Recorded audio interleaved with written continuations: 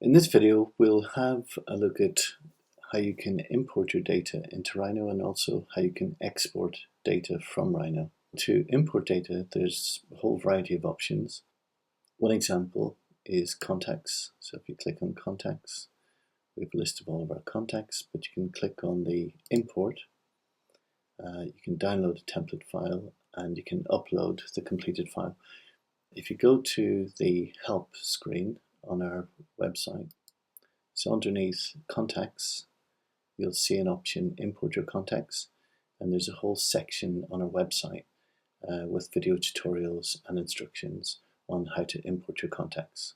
We also do lots of other imports. We can import your expenses, we can import your invoices, we can also import transactions from your bank. We have two options for that. We can either import using a file, or we can actually do a live link to your bank where the transactions are automatically updated.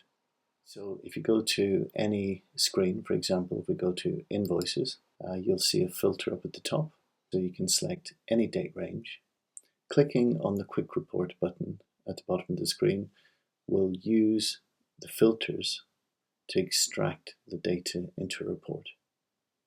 Alternatively, you can use the Excel report, and that will dump the information straight into an Excel spreadsheet for you, so it makes it very easy. And this principle applies to all screens. So if we go to expenses and we filter all the expenses, once again we can click and the report will have a slightly different format, but you also have the option to export it into Excel. So these two little widgets appear at the bottom of every screen to make it really easy for you to extract your data should you want to perform more analysis on the data.